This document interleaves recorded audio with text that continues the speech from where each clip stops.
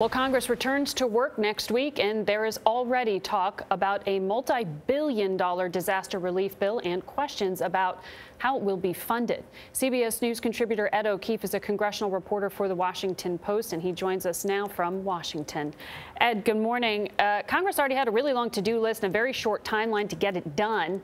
Is this funding bill going to happen?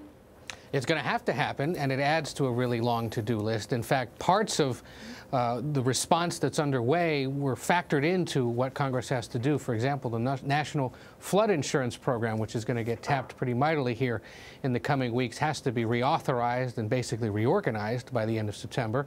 They're going to have to come up with billions of dollars for the disaster relief fund that's overseen by FEMA. There's only about $2 billion available in it right now, several billion more likely to be needed. I was speaking with some Texas lawmakers yesterday who said they've started doing the math. They're going to have to wait, obviously, until the storm passes and the damage is assessed, but they anticipate it'll go into the multi-billions of dollars. Both Republican senators voted no when it came time for a relief bill for Superstorm Sandy.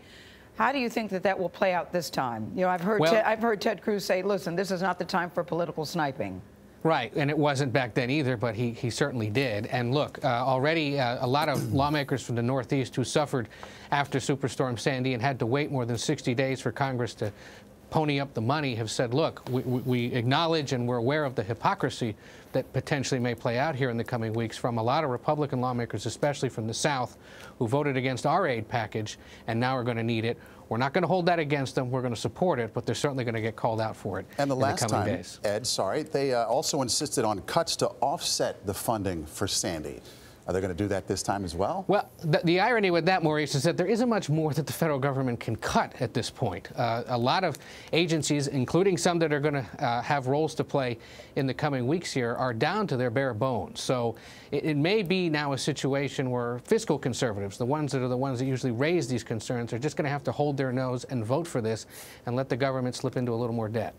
Ed, do you think that because of this long laundry list, this in some ways ties the hands of the president in the next few days? I mean, he was supposed to be rolling out tax reform. There was also this expectation he was going to unveil his policy on how to deal with dreamers, those people who came here as children illegally, and what their status is now.